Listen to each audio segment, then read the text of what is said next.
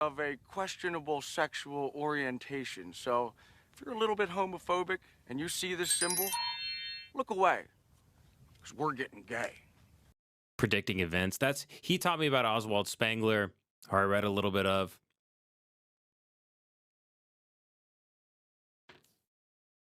Mm, I had a pipe guy. Oh yeah, here we go. So this is my new boy.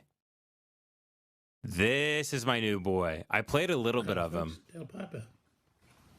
a few weeks ago. And I'm here with a first impressions of some tobacco, which I haven't done one of these for a while. I was very kindly sent this tobacco, two samples of new tobacco by Watch City Cigars, and I was sent them by Ernie about, it must be 4 or 6 weeks ago now. But unfortunately, I've had another one of these summer viruses, and my taste buds, well, I haven't been able to smoke a pipe, and my taste buds have been all to cock anyhow. So I have only just got myself around to doing it. Look at that bulldog. He's got a nice little pipe there. And that's what I'm smoking today. I'm smoking. I'm so happy I'm smoking pipes again. Some So relaxing. FUSTG. I have a standing desk in my backyard, and at night, once I put the kids down, I go up there and I light up a few bowls and I work on my book. And God, when I get a nice bowl going and the smoke and everything, and I'm going through the second draft of my book, oh, it feels so good. Feels so good. Reading out loud. You got to read everything out loud. That's what I'm doing on this second draft as I go through. Fired up and set to go, we'll say. But you get me. FUSTG. Nicotine is like the limitless pill. You can just recall anything. What's this all about? Well, Locks you in. It's a new blend from Watch City. You don't need methamphetamines. They you have don't a need brilliant- Adderall. You just need a I've little talked nick. about Watch City endlessly in the past. I don't need to sing their praises because I'm a great fan, and I confess from the start. And today it's a delight to be smoking this in this pipe, which is by Giuliano Spitolati. He's got money. So I looked up these pipes that he really likes from this custom guy. I don't even think he makes pipes anymore. Little guy out of Italy. These things are running for $600-700. And judging by the artwork he has up here, this little piece, and just the work he's had done in here to make it this beautiful like little coliseum he smokes in. And I'm, you know what I'm really jealous of? Guys that smoke in their own house, which obviously you can't do with kids. I would love to own a home just so I could smoke inside of it. No landlord, no nothing. I'll pay the property taxes.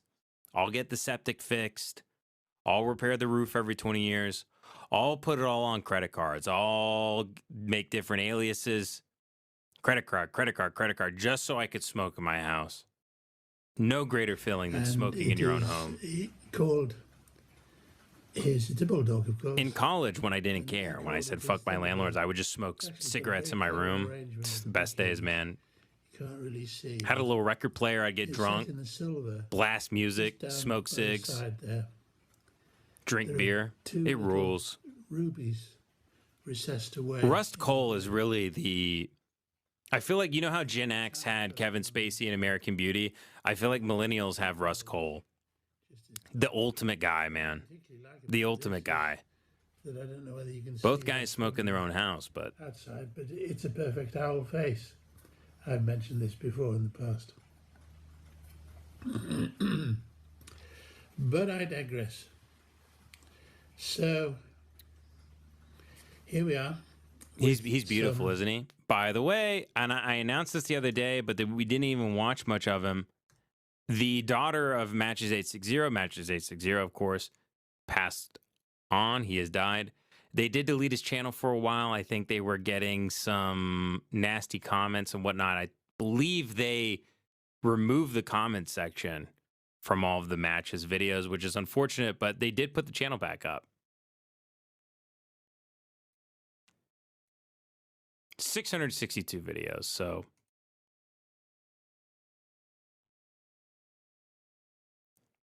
The Friday Savinelli story. This is a good one.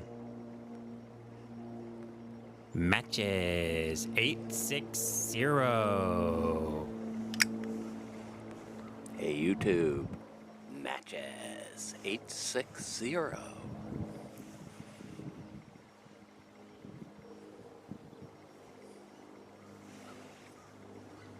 Smoking the Friday Savinelli Haunted bookshop. with some haunted bookshop. Yep. I've been smoking haunted bookshop. I got some I put in a mason jar. I've been aging. It's really nice. It's really Out good. in the woods, It's got that nice bite in a to it. gully, actually. I'm a burly man myself, Matches. Cold and windy this morning. He lived a great life. Rest in peace, buddy. I got a couple of requests to talk about the history of the Friday Savinelli. That's what we're going to do. The story goes back to 1997. I didn't get on the internet till 1999. And at that time, I was I should start doing videos like this. Would you guys watch Interested content like in this? If I just filmed a the little Court video of me Channel smoking my on pipe, cable telling stories. TV. There were a couple of high-profile cases in Boston that I was watching. And on this particular day off, there was a break with both cases. So Court TV switched to something else that I wasn't interested in. And I don't really recall if I had known about this one tobacco shop in my area or if I just decided on that day to go out for a ride. And I came across it, but anyway, I went to this tobacco shop and I was a little tired with my Dr. Grabo's. I wanted a real pipe. Dr. Not that they're Grabo is not like a real drugstore but pipe. A different pipe. It's not a real pipe. It's a drugstore pipe. It's plastic. It's cheap. And the store You're a sold, Savinelli man, Savinelli seconds. which is mid, but still, it's And acceptable. they had, It's good. Savinelli's good. Either The older 4 or 6 Savinellis. of them in the display. Ugly looking things.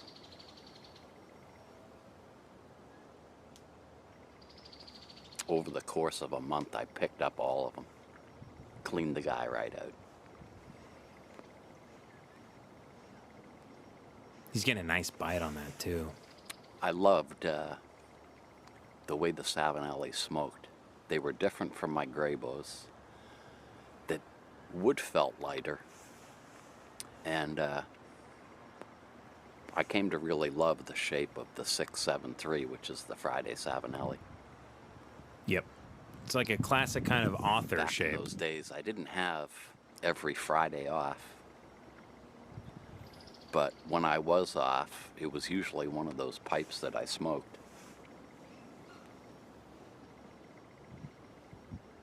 In fact, as I recall, I never really took those, I didn't take any pipes to work until after probably 2000.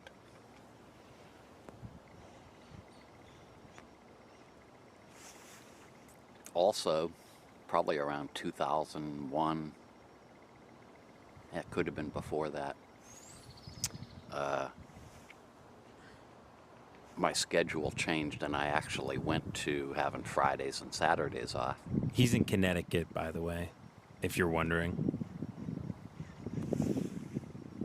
And at some point during that time, I started smoking that 673 on Fridays. Hell yeah. It's a great shape. It's a classic shape. But it didn't actually become the Friday Savinelli by name until I started making videos. Notice he doesn't put his teeth on the stem. He doesn't like to harm it. It's one way to smoke. And after a couple of months, I like biting the stem. You know, I'd interestingly make a enough, video on a so Friday. before Briar became more available to people, like during the Moby Dick days, like, you know, 1850s, sailors obviously were known for smoking pipes, but they used clay pipes, cheap pipes made out of hard white clay. You've probably seen them before. They're usually long like this and clay, and you can't really hold them. They get really hot.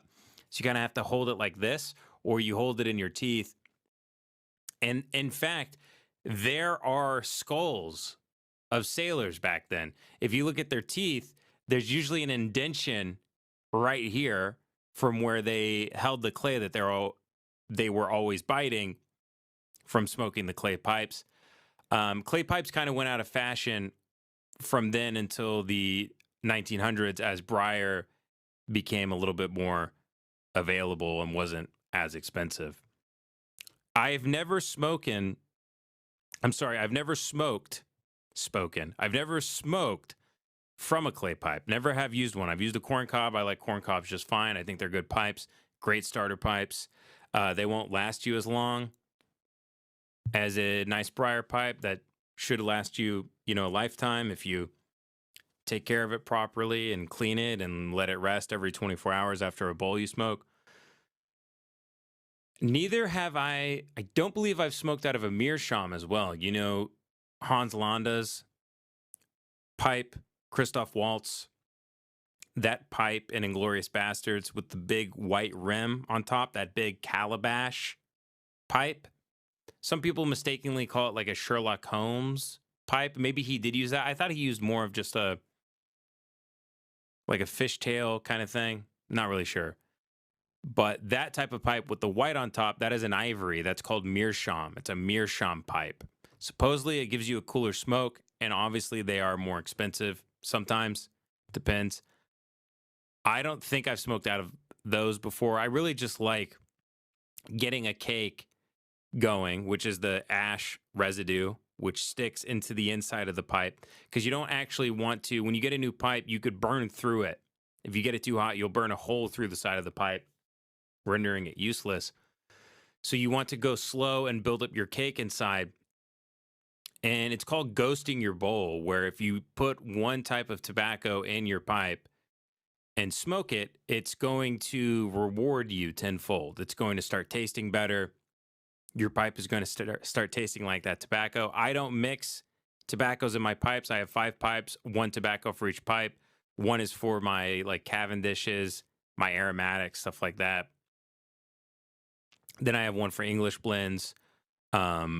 I have 1 for my nightcap, 1 for my Boswell Northwoods, and then 1 for my my haunted bookshop I picked up, which I've been smoking out of in honor of matches. I got a nice little Dublin pipe. It looks like one of the pipes Tolkien used to smoke, and I really like that style of pipe.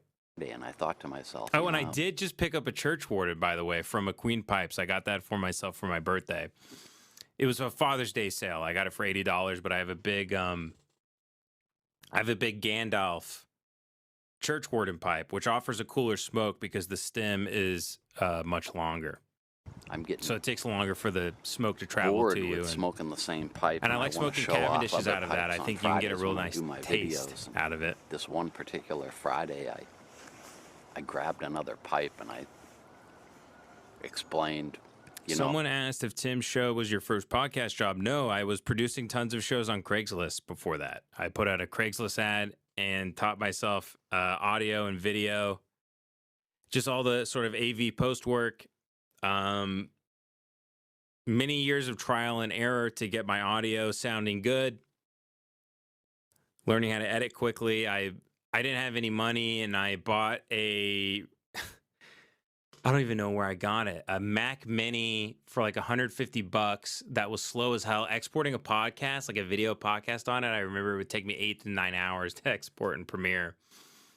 And I made so many mistakes, and I'd have to like keep re-exporting. But I remember I took the computer apart and I put in a new RAM, and because I didn't have any money, so I had to figure out how to take it apart, and I bought a new SSD for it to put it in to make it work a little faster. And I never let not having money stop me from trying to do the things that I want to do and learn the things that I want to learn. I'm too obsessive, and if I set my mind to something and I want to figure it out, I keep going. I keep going. I keep going. I keep going. I'm insane. I'm a complete lunatic when it comes to that stuff, and I just got obsessed with the idea of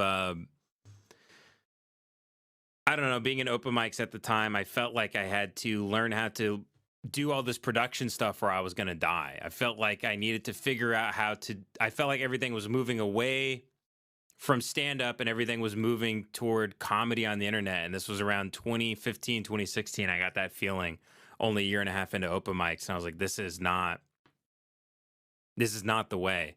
I was getting booked on some hot shows around town on the east side of LA. I was doing shows with like people who I really respected, like DJ Doug Pound, guys like that. I was on the lineups. I was doing as well as them. Only a few years into comedy, and I just kind of saw it as a dead end. And then you start thinking about having to do stand up and what that entails, and you have to repeat yourself every night, and you have to travel and all that.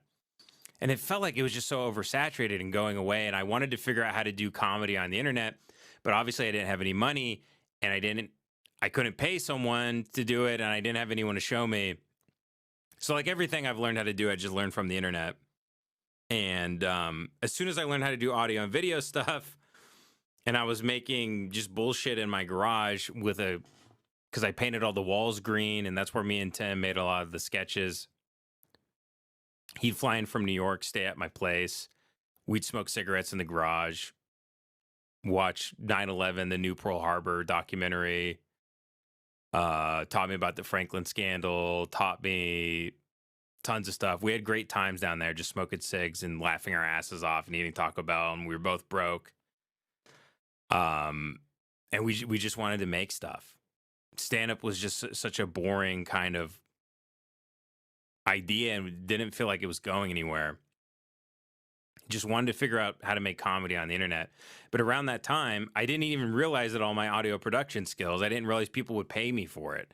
So then I put out Craigslist ads, and then people started actually answering them. And before I knew it, I was producing like 7 podcasts, driving across LA, going to the Valley, meeting people. From there, being like, oh, well, my buddy wants to do a podcast. Could you set up his studio? Sure, I charge this much. Okay, cool. Charge this much per episode. How do you get on Apple Podcasts? How do you get on Spotify? How do you get on YouTube? And I just went from there. I have a degree. I have a bachelor's in advertising. That's what I have. I don't know shit.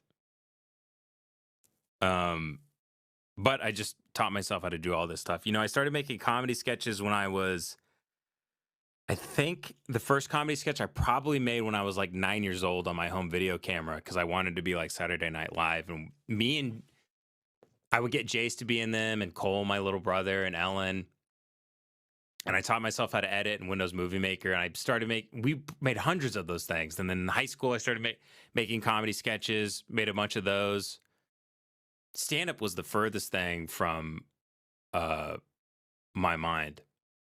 But I just love making, coming back to making a sketch for Lemon Party every week and being put up against the wall and having to think of something. The fact that we've done it 4 weeks in a row, coming to them with an idea and then editing it and pulling it off, and you guys thinking it's funny and liking that aspect of the podcast, it really makes me happy and makes me remember why I got into this to begin with. Wasn't necessarily to be a broadcaster. I just always liked making funny videos. So it feels like some sort of, I don't know, it kind of awakened something inside me, because making those highly produced sketches for Lemon Party are expensive. And life is getting more expensive, and the Patreon hasn't exactly grown at all in a year. And, with more kids and my wife not being able to work and everything, fuck it. I'll just make it on the phone. Who cares? You got a phone, shoot it. Who cares if the audio is not great? Just make something funny, make people laugh. Motherfuckers just want to laugh. So, but yeah, that's the long of the, that's the long of it.